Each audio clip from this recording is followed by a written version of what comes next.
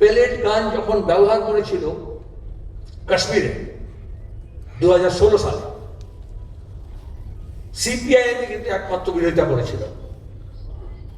এবং পেলেট গান আমরা বলেছিলাম পার্লামেন্টে যে ইসরায়েল থেকে নিয়ে এসছে,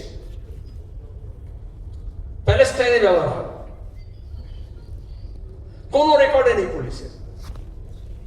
শুধু একমাত্র তখন হোম সেক্রেটারি দেশের কাশ্মীরের পুলিশকে বলেছিলেন যে পেলেট গান ব্যবহার করতে হবে। দিল্লি পুলিশের প্রোটোকলে নেই, রেকর্ডে নেই, তাহলে কোত্থেকে এলো গান? কে হুকুমদারি করলো? যেখানে দাঁড়িয়ে চোখ অন্ধ করে দেবে, যেখানে দাঁড়িয়ে তোমার শরীরের যেন অঙ্গ প্রত্যঙ্গকে পার্মানেন্টলি ড্যামেজ করে দেবে।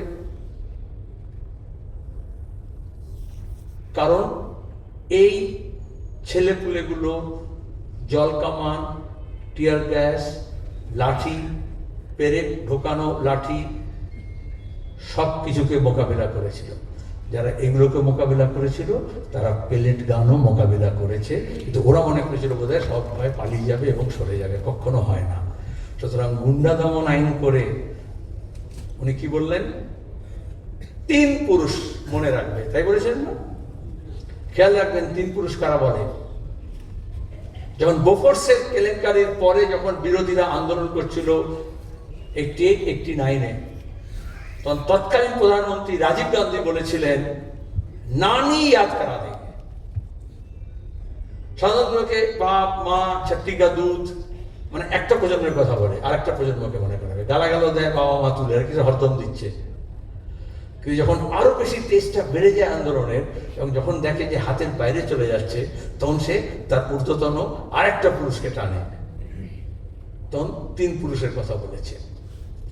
যে আইন জন্মালো না, আইন পাস হলো না, অ্যাসেম্বলি শুধু পাস করে দিলে হয় না। আমরা তো 34 বছর বামফ্রন্ট সরকার চালিয়েছি, কত আইন আছে অ্যাসেম্বলিতে পাস হয়েছে, কিন্তু কিছু আইন থাকে যেগুলো কেন্দ্রীয় আইনের সঙ্গে একটু এদিক ওদিক হয়, তখন দাঁড়িয়ে সেটা রাষ্ট্রপতির কাছে পাঠাতে হয়।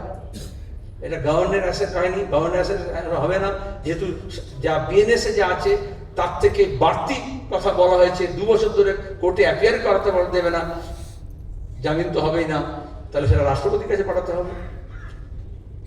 হাইকোর্টে যখন আমরা মামলা করেছি, হাইকোর্টের সরকারি উকিল দাঁড়িয়ে বলেছে যখন তো আইন হয়নি তাহলে শুনানি কিসের হবে, শুনানি পেছিয়ে দিন। অথচ অ্যাসেম্বলি দাঁড়িয়ে মুখ্যমন্ত্রী মিথ্যে কথা বলে বলছেন গুন্ডা আইনে। শুধু মুখ্যমন্ত্রী বলছেন না, আনন্দবাজার পত্রিকার মতো পত্রিকা ওই দিনের আন্দোলনের খবর, দিল্লির খবর প্রথম পাতায় সুন্দরভাবে পরিবেশিত হয়েছে, অ্যাপ্রিসিয়েট করতে হবে। কিন্তু তার সঙ্গে খবর দিল গুন্ডা দমন আইনে 11 জন গ্রেপ্তার। এইটাকে বলে গদি মিডিয়া হওয়ার চেষ্টা। যেটা মুখ্যমন্ত্রী বললেন তার তো আইন অন্তবিশারদ আছে, যেটা বুঝবে যে আইন কোন আইনে হয়েছে। আমাদের কাছে এফআইআর গুলো আছে, কপিগুলো আমরা পেলাম, আমরা কোর্টে চ্যালেঞ্জ করবো বললাম, এবং চ্যালেঞ্জ করা হলো।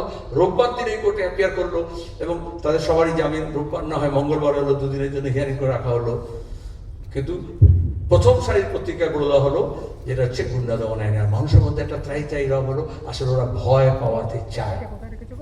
যে কোনো শাসক এবং ফাসিস্ট তার আরেকটা ভিত হয় ভয় পাইয়ে দেওয়া, আর তার বিপদ বাড়ে যেদিন মানুষ তাদেরকে ভয় করা ছেড়ে দেয়। আর আমাদের এই কাজ হচ্ছে, ওরা বলবে সব ভয় আউট, ভরসাহীন, কিন্তু আসলে ভয় নিয়ে কারবার। সে সাম্প্রদায়িক দাঙ্গা হোক আর সেই ফাসিস্ট কায়দা হোক, তারা যতটা ভয় বাড়াবে, আমাদের সেই ভয়কে জয় করার জন্য আন্দোলন সংগ্রাম মানুষকে উৎসাহিত করতে হবে। কিন্তু মানুষকে আমরা উৎসাহিত করবো তখনই যখন আমরা নিজেরা আমাদের নিজেদের উপরে, আন্দোলনের উপরে, সংগঠনের উপরে, সংগ্রামের উপরে, এবং তার সঙ্গে দাঁড়িয়ে আমাদের লক্ষ্যের উপরে এবং আমাদের দৃষ্টিভঙ্গির উপরে যে আমরা ভরসা রাখতে পারি। সেই ভরসা তবেই আমরা বাকিদের কাছে চালিয়ে দেব। কাকাবাবুর কাছে এই ভরসা ছিল। সবচেয়ে কঠিন সময়, সবচেয়ে অন্ধকার সময়, সবচেয়ে চ্যালেঞ্জের মুখে দাঁড়িয়ে তিনি এই কথাগুলো আমাদের কাছে বলেছিলেন। আমি শেষ কথা বলবো, এবছর পথের দাবিরও শরৎচন্দ্র চট্টোপাধ্যায়ের পথের দাবিরও 100 বছর। পথের দাবি বাজেয়াপ্ত হয়েছিল, কিন্তু পথের দাবি বাজেয়াপ্ত হওয়ার পরেই সবচেয়ে বেশি জনপ্রিয় হয়েছিল। সুতরাং যত প্রতিকূলতা আসবে তত বেশি আমাদের দায়িত্ব তার অনুকূল বাস্তবতা তৈরি করার। সে দায়িত্ব আমরা নেব। এই শপথ করলেই কাকাবাবুর প্রতি আমরা সত্যিকারের শ্রদ্ধা জানাতে পারবো। কমরেড কাকাবাবু লাল সালাম।